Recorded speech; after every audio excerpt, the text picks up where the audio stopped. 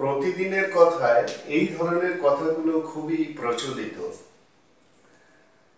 কাজের মতন কাজ বটে, কথার মতন কথা বটে, গানের মতন গান বটে বা খেলার মতন খেলা বটে। এই ধরনের কথাগুলো আমরা সবাই বলি। তো এই ধরনের কথাগুলোকে কিভাবে ইংলিশে বলবে সেটাই এখন দেখাবো। এখানে প্রত্যেকটা যে কথা বলা হয়েছে, কাজের মতন কাজ, কথার মতন কথা, খেলার মতন খেলা, পড়ার মতন পড়া, প্রত্যেকটা দিয়ে একটা যে বলছে তার একটা সে যে খুব সন্তুষ্ট এটাই বোঝানো হচ্ছে।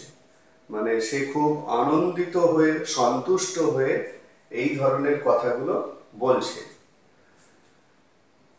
তো এই ধরনের কথাগুলো বলতে গেলে ইংলিশে তোমাদের যে স্ট্রাকচারটা জানতে হবে সেটা হলো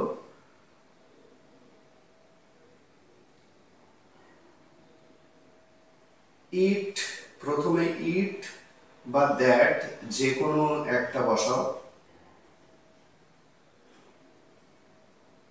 তারপরে বিভাগ।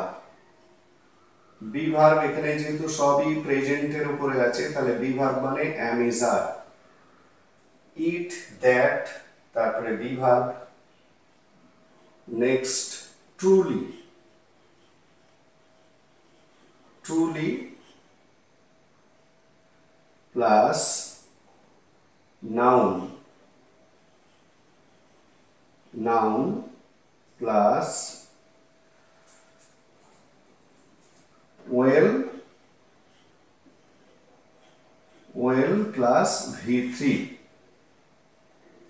এইটা হলো সেন্টেন্স স্ট্রাকচার।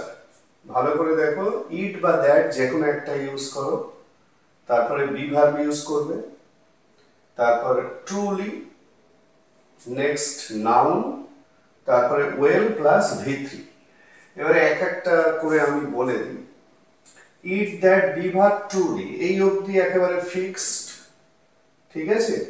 তারপরে নাউন, নাউন বলতে কোনগুলোকে বোঝানো হচ্ছে, এখানে প্রত্যেকটা সেন্টেন্স একটা করে নাউন আছে, যেমন ধরো কাজ, কথা, গান, খেলা, এগুলো কিন্তু নাউন। এই নাউনটাই এখানে বসবে, ঠিক আছে। তারপরে ওয়েল, তারপরে V3। ওয়েলটা কেন দেয়া হচ্ছে, যেহেতু প্রত্যেকটা সেন্টেন্স দিয়ে একটা আনন্দ সন্তুষ্ট ভাব প্রকাশ করা হচ্ছে, মানে খুব ভালো একটা কিছু বলার চেষ্টা করছে যে কথাটা বলছে, সেই কারণে ওয়েল কথাটা ইউজ হচ্ছে। তারপরে V3 মানে কি, এখানে যে অ্যাকশন গুলো আছে, যে কাজ, কথা, গানের, এই অ্যাকশন গুলো V3, মানে এই ভার্ব গুলো V3, মানে এই ভার্ব গুলোর যে প্রেজেন্ট পাস্ট পার্টিসিপল ফর্ম সেইটা এখানে বসবে, ঠিক আছে। তাহলে এবারে সেন্টেন্স গুলো দেখে নাও। কাজের মতন কাজ বটে, তার মানে ইট is truly, it is truly, ঠিক আছে। ইট ইজ ট্রুলি, এবারে একটা নাউন, নাউন মানে এইটা, ইট ইজ ট্রুলি এ জব, তারপরে কি বসবে, ওয়েল V3, ওয়েল ডান, ঠিক আছে। ডান মানে করা, তো কাজটা করা, করার কথা, এখানে অ্যাকশনটা হচ্ছে করা, তাহলে ওয়েল ডান। তাহলে ইট is truly a job well ডান। বাংলাটা কি দাঁড়ালো, কাজের মতন কাজ বটে, এটাকে ইংলিশে কি বলবে, ইট is truly a job well ডান। তাহলে ইংলিশটা কি দাঁড়াচ্ছে, ইট is truly a job well done. It is truly a job well ডান। পরেরটা, কথার মতো কথা বটে, একইভাবে তৈরি করো। এখানে আমি দ্যাট ইউজ করছি, দ্যাট ইজ ট্রুলি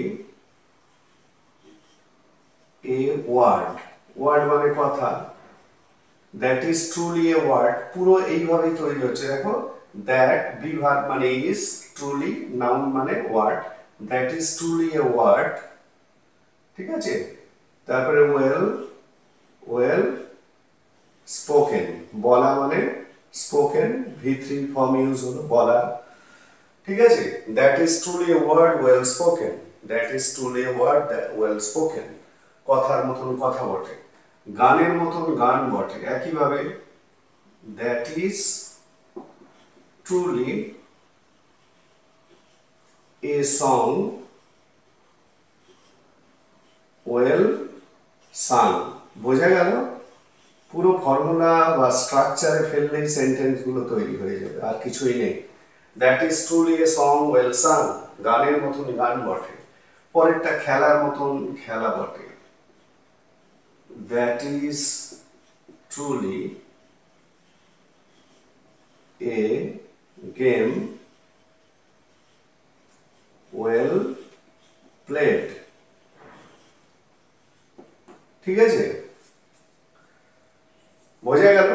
তার মানে এই ধরনের কথাগুলো আমরা অনেকটা একটা খুব এক্সাইটমেন্টে বলছি, আমরা যে আনন্দিত, আমাদের যে খুব ভালো লেগেছে, আমরা যে সন্তুষ্ট, সেই ভাবটা প্রকাশ করার জন্য ঠিক এইরকম ভাবে কথা বলি, এক্সাইটমেন্ট নিয়ে একটা। ঠিক আছে, কাজের মতন কাজ বটে, it is truly a job well done. কথার মতন কথা বটে, that is truly a word well spoken. গানের মতন গান বটে, that is truly a song well sung. খেলার মতন খেলা বটে, that is truly a game well played. বোঝা গেল? তাহলে এই ধরনের বাক্যগুলোকে, খুব পরিচিত এই ধরনের বাক্যগুলোকে ইংলিশে এইভাবে